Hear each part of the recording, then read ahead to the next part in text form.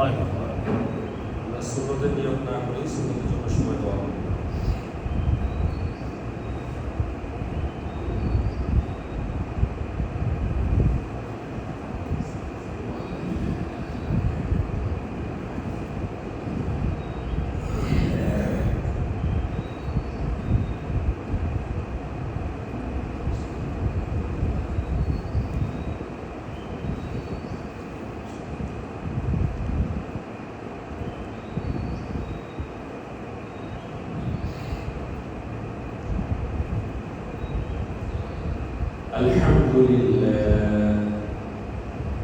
الحمد لله نحمده ونستعينه ونستغفره ونعوذ بالله من شرور أنفسنا ومن سيئات أعمالنا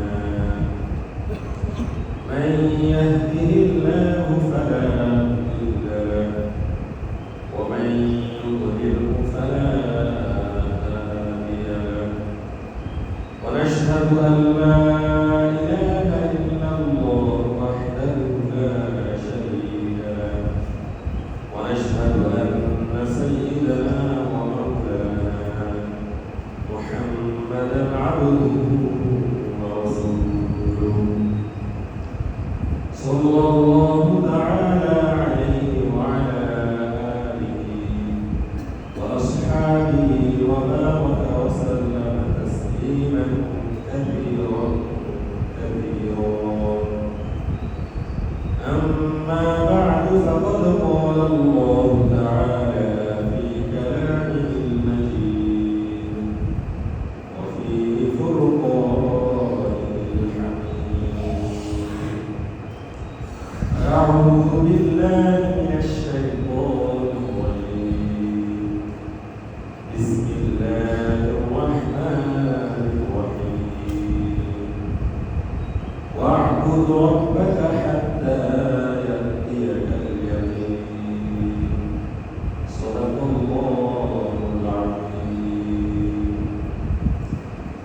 قال النبي صلى الله عليه وسلم إن الله لا ينظر إلى صوركم وأموالكم ولكن ينظر إلى قلوبكم وأعمالكم أو كما قال عليه الصلاة والسلام فهير مسلم حوالي الكعبة وهير مسلم حوالي الكعبة وهير مدفن ديار مدينة العلا بكماله كشف الدجى بجماله حسنت جميع خصاله صلوا عليه وآله فشكر لله اللهم صل على محمد وعلى آل محمد كما صليت على إبراهيم وعلى آل إبراهيم إنك حميد مجيد اللهم بارك على محمد وعلى آل محمد كما باركت على إبراهيم وعلى آل إبراهيم إنك حميد مجيد والبساتر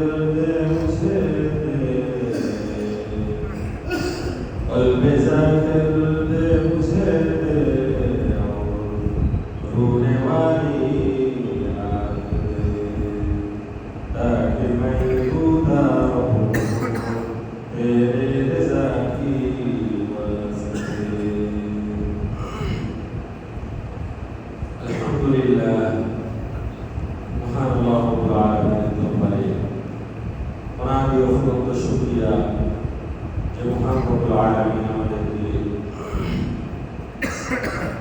আজ শাওয়াল মাসের দ্বিতীয় জুমায়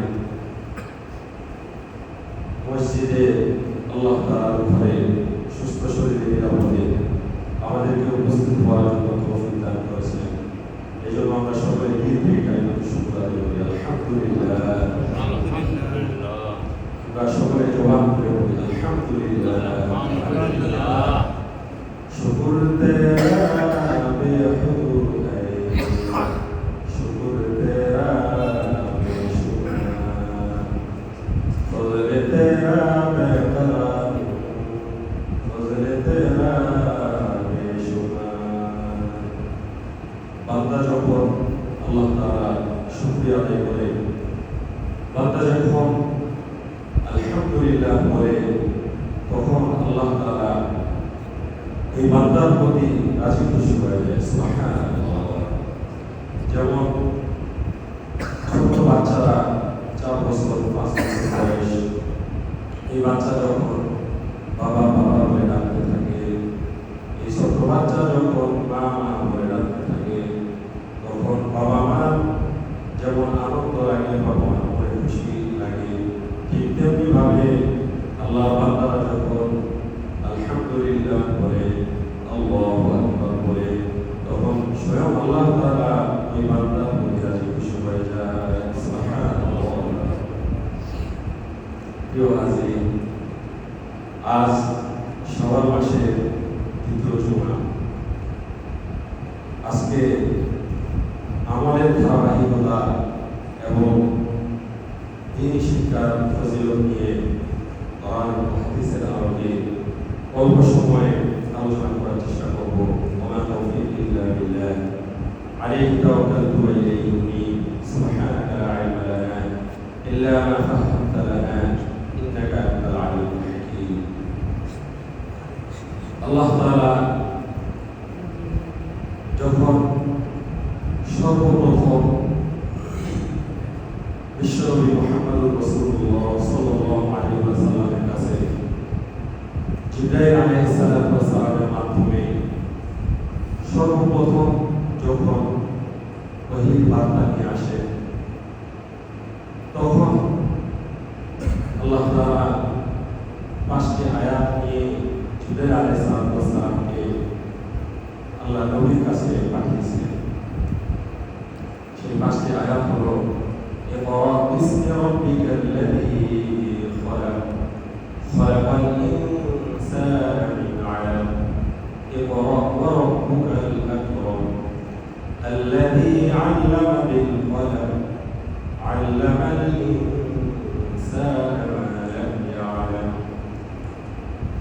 পৃথিবীর মধ্যে সর্বশ্রেষ্ঠ ভূমি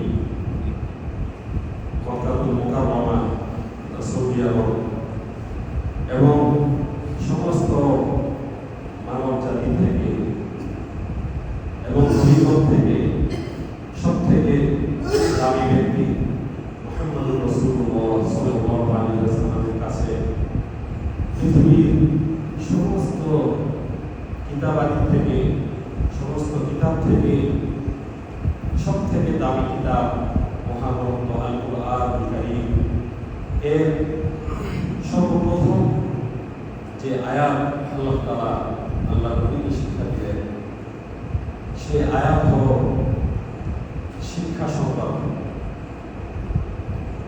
এবং এই প্রথম আয়াতের মধ্যে আল্লাহ তাআলা বলেন, ইকরা বিসমি রাব্বিকাল্লাযী খলাক।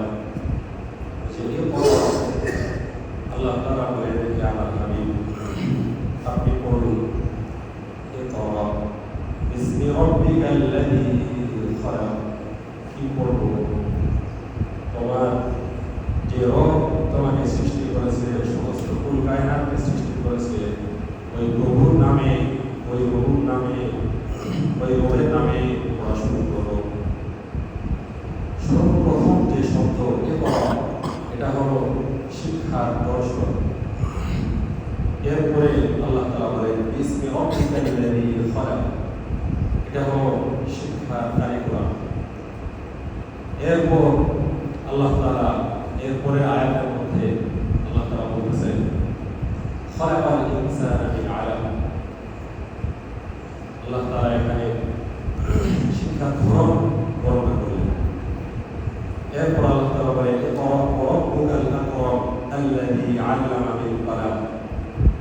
এখানে আল্লাহ তাআলা শিক্ষার কি ফজিলত বর্ণনা করলেন।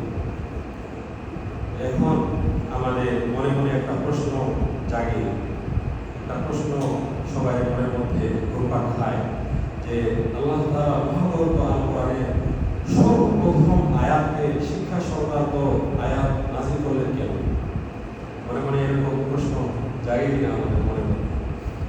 এই প্রশ্নের সহজ একটা উত্তর হলো, একটা নিকৃষ্ট জাতি উৎকৃষ্ট জাতিতে পরিণত হবে দ্বীনি শিক্ষার মাধ্যমে। একটা খারাপ জাতি ভালো জাতিতে পরিণত হবে দ্বীনি শিক্ষার মাধ্যমে। এটা হলো এই প্রশ্নের সহজ উত্তর। আল্লাহ তাআলা কিভাবে এই নিকৃষ্ট জাতি থেকে উৎকৃষ্ট জাতি তৈরি করলেন? যদি আমরা আল্লাহ নবীর জামানার মধ্যে ফিরে যাই, যখন আল্লাহ নবীর জামানার মধ্যে আবু জাহেল ছিলেন, ওই তৎকালীন জামানায় আবু জাহেলের বড় বড় 4টা ডিগ্রি ছিল। তিনি একজন কৃষিবিদ ছিলেন, তিনি একজন পশুবিদ ছিলেন, তিনি একজন আবহাওয়াবিদ ছিলেন এবং তিনি আইলুল কিহাফা এর দক্ষ একজন ব্যক্তিত্ব ছিলেন। একটা খারাপ মানুষ কিভাবে ভালো মানুষে পরিণত হয়, একটা নিকৃষ্ট মানুষ কিভাবে ভালো মানুষে পরিণত হয়, এর জন্য আল্লাহ তাআলা আসমান থেকে কোনো মেশিন বানিয়ে এই লোকগুলোকে তৈরি করেন, নাকি সরাসরি এই ব্যক্তিগুলোকে আল্লাহ তাআলা আসমান থেকে পাঠায় দেন, নাকি একটা সিলেবাসের মাধ্যমে, শিক্ষা সিলেবাসের মাধ্যমে, দ্বীনি শিক্ষার মাধ্যমে একটা খারাপ মানুষকে ভালো মানুষে পরিণত করে? এই বিষয়টা আপনাদের সামনে আমি তুলে ধরার জন্য চেষ্টা করেছি। প্রিয় হাজির, দেখেন হযরত ওমর ফারুক রাদিয়াল্লাহু তাআলা এবং হযরত বেলাল হাবশী রাদিয়াল্লাহু তাআলা, তো আবু জাহেল তার যখন 4টা বড় বড় ডক্টরেট ছিল, সে কৃষিবিদ ছিল কেমন?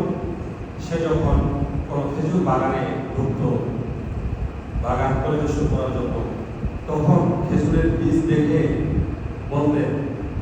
বলে দিতে পারতেন যে অমুক গাছের ডাল ছাঁটাই করতে হবে, অমুক গাছের গোড়ায় পানি দিতে হবে, অমুক গাছের গোড়ায় সার দিতে হবে, ইত্যাদি ইত্যাদি।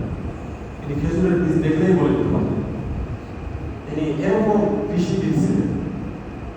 এরপর তিনি পশুবিদ ছিলেন কেমন? তিনি যদি উটনির পায়খানা দেখতেন, তো দেখে বলতে পারতেন যে এই গর্ভবতী উটনির পেটে বাচ্চাটা কি পজিশনে আছে, এটা কি উট পোষণ করবে নাকি উটনি? এই উটনির পায়খানা দেখে তিনি বলে দিতে পারতেন, এমন কৃষিবিদ ছিলেন তিনি। এরপর তিনি আবহাওয়াবিদ ছিলেন কেমন? তিনি মরুভূমির মধ্যে বালু, এক মুঠো বালু নিয়ে বালু এভাবে উপরে ছেড়ে দিতেন, ওই বালুর গতি দেখে তিনি বলতে পারতেন যে আজকে কি বৃষ্টি হবে নাকি হবে না। এমন আবহাওয়াবিদ ছিলেন তিনি। আর 4th নম্বর হলো তার আইলুল কিহাফার জ্ঞান ছিল। আইলুল কিহাফা যে যখন মানুষ ধুলাবালির মধ্যে হাঁটে, তখন তার পায়ের ছাপ উঠে থাকে। তো তিনি যখন এই পায়ের ছাপ দেখে বলতে পারতেন এটা কোন গোত্রের মানুষ হাঁটে গেছে, এটা পিতা নাকি ছেলে। ওই পায়ের ছাপ দেখলেই তিনি বলতে পারতেন। তিনি আইলুল কিহাফার এমন জ্ঞান অর্জন করেছিলেন। এই আবু জাহেল সে জাগতিক শিক্ষায় শিক্ষিত ছিল, সে দুনিয়াবী শিক্ষায় বড় ডক্টরেট অর্জন করেছিল, কিন্তু তার কাছে ইসলামের জ্ঞান ছিল, তার কাছে আসমানি আইনের জ্ঞান ছিল, সে ইমানের মতো গৌরব পায়নি। ফলে তার অবস্থা কেমন হয়েছে দেখেন। তার সাথে হযরত বেলাল হাবশী রাদিয়াল্লাহু তাআলা প্রসিদ্ধ সাহাবা, আমরা সকলে নাম শুনছি, তার ঘটনা আমরা সকলে জানি।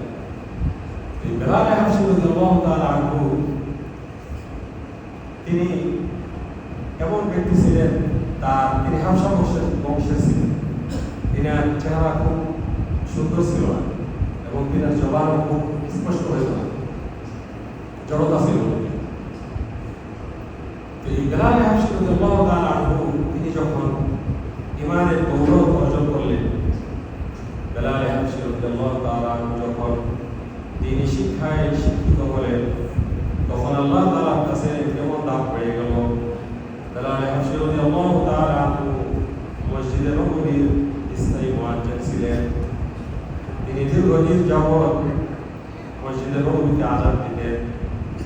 কোনো একদিন আল্লাহ নবী বেলাল হাবশী রাদিয়াল্লাহু তাআলা বললেন যে, বেলাল, আজকে তুমি আযান দিও না, আজকে অমুক সাহাবা আযান দিবে। এই কথা শোনার সাথে সাথে বেলাল হাবশী রাদিয়াল্লাহু তাআলা তার দিল কান্না শুরু করলো, তার দু চোখের অশ্রু বয়ে পড়া শুরু করলো। তিনি সারা রাত আর ঘুমাইলেন না, মসজিদে নববীর এক কোণায় বসে বসে আল্লাহর দরবারে কান্নাকাটি শুরু করলেন। যখন ফজরের আজানের সময় হয়ে গেল, তখন আল্লাহ নবীর আদেশ ক্রমে যে সাহাবা আজান দিলেন, আজান দেওয়ার পর আল্লাহ নবী এবং সাহাবা আজমাইন নামাজের জন্য অপেক্ষায় অপেক্ষমান। কিন্তু সুবহে সাদিক হচ্ছে না, কখন ফজরের জামাত আদায় করবে, কখন ফজরের নামাজ আল্লাহ নবী পড়বে। তো দীর্ঘ সময় পর জিবরাইল আলাইহিস সালাম আল্লাহ নবীর কাছে এসে বললেন, ইয়া আল্লাহর রাসূল, আজকে কি এই মসজিদে নববীতে ফজরের আযান হয়নি? আজকে তো সমস্ত আসমানবাসী এই মসজিদে নববীর আযানের অপেক্ষায় অপেক্ষমান হয়ে আছে। কখন আসমানবাসীরা এই মসজিদে নববীর আযান শুনবে, আর কখন আল্লাহর আরশের মধ্যে এই আযানের আওয়াজ যাবে, কখন আল্লাহ তাআলা সুবহে সাদিক হওয়ার জন্য অনুমতি দিবে। এই জন্য সমস্ত আসমানবাসীরা অপেক্ষায় অপেক্ষমান। সুবহানাল্লাহ। বেলাল হাবশী রাদিয়াল্লাহু তাআলার আযান আল্লাহ তাআলার কাছে কত প্রিয় ছিল, সমস্ত আসমানবাসীর কাছে এই আযানের কত গুরুত্ব ছিল। এই কথা বলার সাথে সাথে আল্লাহ নবী বুঝতে পারলেন যে আজকে যদি বেলাল হাবশী রাদিয়াল্লাহু তাআলা মসজিদে নববীতে আযান না দেয়, তাহলে তো আল্লাহ তাআলার পক্ষ থেকে সুবহে সাদিক হবে না, তাহলে হলো আজকে আমরা ফজরের নামাজ আদায় করতে পারবো না। তার কারণ হলো ফজরের নামাজ আদায় করতে হয় সুবহে সাদিক হওয়ার পর, যখন একটু আলোকিত হয়ে যায়। আর সুবহে সাদিক না হলে তো আলো হবে না। কারণ হাদিসে পাকের মধ্যে আল্লাহ হাবিব ইরশাদ করেন, আসফিরু বিল ফাজরি ওয়া আ'তামু লিল আজর। যখন সুবহে সাদিক হওয়ার পর আলোকিত হওয়ার পর ফজরের নামাজ আদায় করা হয়, তখন এই নামাজের নেকি আল্লাহ তাআলা আমলনামায় বেশি দান করে। সুবহানাল্লাহ। প্রিয় হাজিরিন, আমি বুঝাইতে চাচ্ছিলাম যে দ্বীনি ইলমের, আসমানি ইলমের দাম কত, ইমানের দাম কত, কত মহত্ব, কত আর গুরুত্ব। এই বেলাল হাবশী রাদিয়াল্লাহু তাআলা আযানের অপেক্ষা আসমানবাসীরা পর্যন্ত করতে থাকে। এটা হলো বেলাল হাবশী রাদিয়াল্লাহু তাআলা দুনিয়ার জাগতিক জ্ঞান খুব একটা বেশি ছিল, কিন্তু তার ঈমান এবং দ্বীনি ইলম থাকার কারণে আল্লাহ তাআলার কাছে কত দামি, কত আল্লাহ তাআলার কাছে গ্রহণযোগ্য বেলাল হাবশী রাদিয়াল্লাহু তাআলা অর্জন করেছেন। এই দ্বীনি ইলম এটা হলো সংখ্যা 1-2 মতো, আর দুনিয়ার জাগতিক শিক্ষা হলো 0 মতো। যখন 1-2 এরকম সংখ্যা বিন্দু শূন্যের কোনো দাম থাকে না, ঠিক তেমনি ভাবে দিন আলেম থাকলে এরপর দুনিয়াবি আলেম শিখলে তার বেশি দাম হয়ে যায়, সে দুনিয়া এবং আখিরাতের মধ্যে সফলতা অর্জন করতে পারে। এটা একটা হলো দ্বীনি আলেমের একটা ফজিলত। এরপর ওমর ফারুক রাদিয়াল্লাহু তাআলা আনহু তিনি যখন সিরিয়ার মধ্যে তিনার ব্যবসায়িক কাজে যাওয়ার পর তিনি দেখেন তিনি কাস্টমারের সাথে কথোপকথন করতে করতে তিনি খুব মেজাজে ছিলেন, তিনার মেজাজ খুব গরম ছিল। তিনি কাস্টমারের সাথে কথা বলতে বলতে রেগে যাওয়ার ফলে তিনি তার কাস্টমারকে এমন থাপ্পড় মারছে যে এই কাস্টমারের দাম পর্যন্ত পড়ে গেছে। ওমর ফারুক এত রাগান্বিত দেখতেছে। তিনি যখন 20টা বকরিকে নিয়ে পাহাড়ে বকরিকে ঘাস খাওয়ানোর জন্য নিয়ে গেলেন, তখন বকরি এদিক সেদিক ছুটাছুটি করার ফলে এক বকরির পা ধরে এক আছাড় মেরে একটা বকরিকে মেরে ফেলছে। এটা দেখে বাকি বকরি পাহাড়ের এদিক ওদিক ছুটাছুটি শুরু করেছে। এরকম ব্যক্তি ওমর ফারুক রাদিয়াল্লাহু তাআলা তিনি যখন ইসলাম গ্রহণ করলেন, তিনি যখন দ্বীনি ইলম অর্জন করলেন, তিনি যখন আল্লাহ নবীর সহবতে তিনি যখন তার রূহ যখন আলোকিত হয়ে গেল, ঠিক তখন ওমর ফারুক রাদিয়াল্লাহু তাআলা আনহু এরকম ব্যক্তি অর্ধজাহানকে শাসন করলেন। অর্ধজাহান এমনভাবে তিনি শাসন করছিলেন, তিনার শাসন আমলে এক কূপের মধ্যে হরিণ এবং বাঘ একই কূপের মধ্যে পানি পান করছে, কিন্তু বাঘ কখনো হরিণের দিকে চোখ তুলে তাকায়। তার এমন শাসন আমল ছিল ওমর ফারুক রাদিয়াল্লাহু তাআলা। এটা হলো ওমর ফারুক রাদিয়াল্লাহু তাআলা আনহুর শাসন আমলে একটা দৃষ্টান্ত। অথচ এই ব্যক্তি ব্যবসায়িক কাজে গিয়ে তার ব্যবহার কেমন ছিল, সে 20টা বকরিকে নিয়ে পাহাড়ে ঘাস খাওয়াইতে পারত না। এরকম ব্যক্তি অর্ধজাহানকে শাসন করলে, অর্ধজাহানের বাদশাহীর দায়িত্ব পালন করলে কত সুষ্ঠুভাবে, কত সুন্দরভাবে, যা দৃষ্টান্ত পৃথিবী যতদিন থাকবে কিয়ামত পর্যন্ত তাদের আলোচনা হইতে থাকবে, চলতে থাকবে। এটা হলো দ্বীনি আলেমের ফজিলত, দ্বীনি আলেমের গুরুত্ব। দ্বীনি আলেম শিখলে মানুষ কেমন দামি হতে পারে, কেমন আল্লাহ তাআলার কাছে গ্রহণযোগ্য হইতে পারে। প্রিয় হাজিরিন, আমার আরেকটা আলোচনার বিষয় ছিল ধারাবাহিক আমলের গুরুত্ব কেমন। ধারাবাহিকভাবে যদি কোনো ব্যক্তি আমল করে তাহলে তার আমল আল্লাহ তাআলার কাছে কেমন গ্রহণযোগ্য হয়, আল্লাহ তাআলা এই ব্যক্তিকে কেমন নেকি দান করে। এই ব্যাপারে আল্লাহ তাআলা কালামে পাকের মধ্যে সূরা নাহলের ৯২ আয়াতের মধ্যে আল্লাহ তাআলা ইরশাদ করেন, ওয়ালা তাকুনু কাল্লাযীনা ক্বাদাত গযলাহা মিন বা'দি কুওয়াতিন আনকাদা। আল্লাহ তাআলা বলেন, হে আমার বান্দারা, তোমরা ধারাবাহিকভাবে আমল করতে থাকো, তোমরা গ্যাপ দিয়ে আমল করিও না, তোমাদের আমলের ধারাবাহিকতা তোমরা ধরে থাকো।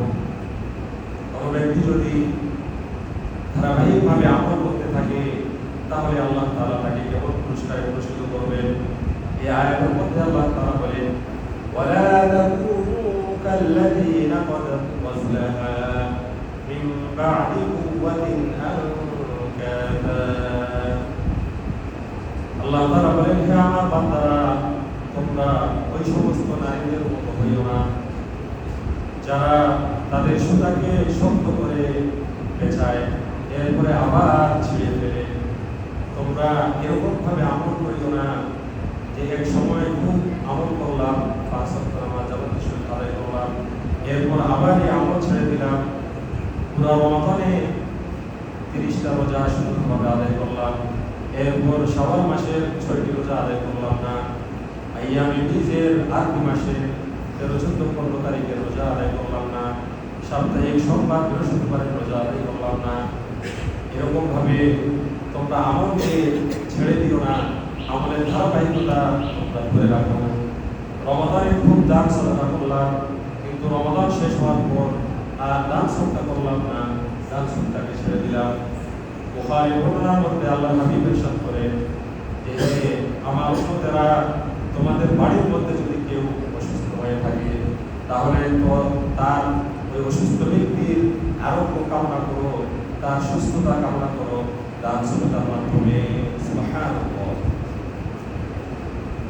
এই ধারাবাহিকভাবে যদি কোনো ব্যক্তি আমল করে তাহলে এই ব্যক্তির দান কেমন হবে? আল্লাহ হাবিব হাদিস পাকের মধ্যে, বুখারী এবং মুসলিমের বর্ণনার মধ্যে আল্লাহ হাবিব ইরশাদ করেন, আহাব্বুল আ'মালি ইলাল্লাহ আদওয়ামুহা ওয়া ইনকাল্লা।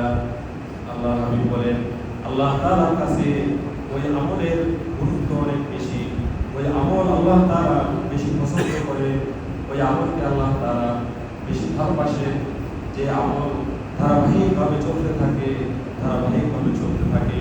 ওয়া ইনকাল্লা, যদি ওই আমলটা কম হয়। সুবহানাল্লাহ।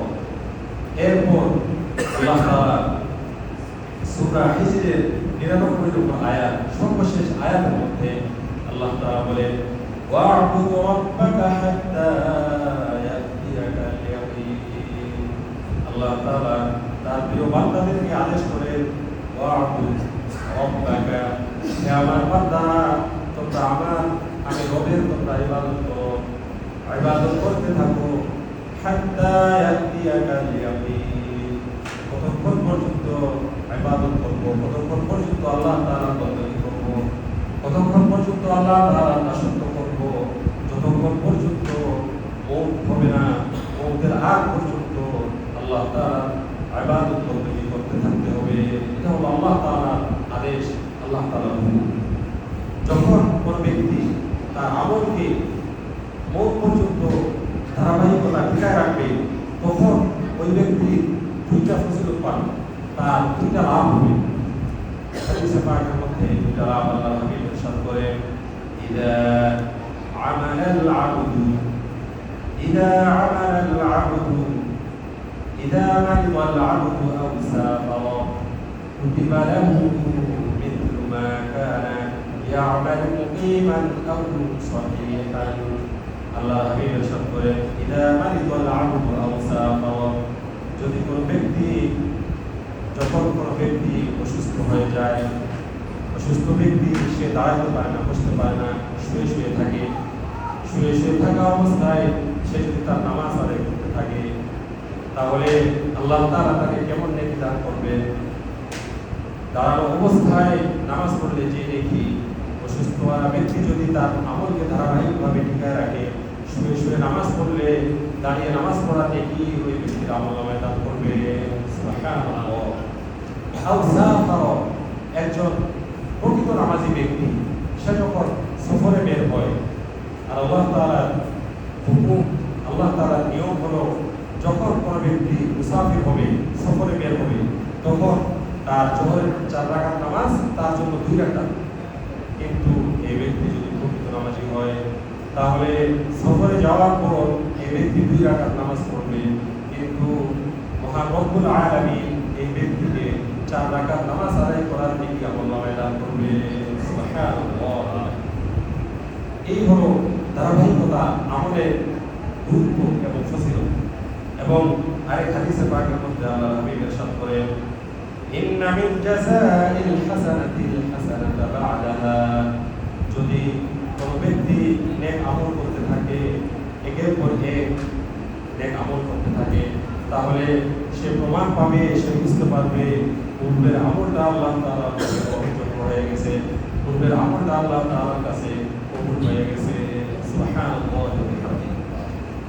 প্রিয় হাজিরিন, আমরা রমাদান শেষ হওয়ার পরেও আমাদের প্রত্যেকটা আমল, 5 ওয়াক্ত নামাজ এবং নফল রোজা এবং দান সাদাকা, মানুষের প্রতি সহানুভূতি, এই প্রত্যেকটা আমলের ধারাবাহিকতা আমরা সকলে নিয়ত করি, আমরা যেন মওত পর্যন্ত এটাকে ধরে রাখতে পারি, আমরা যেন আল্লাহ তাআলার কাছে এই আমল নিয়ে, ঈমান নিয়ে আল্লাহ তাআলার কাছে উপস্থিত হতে পারি।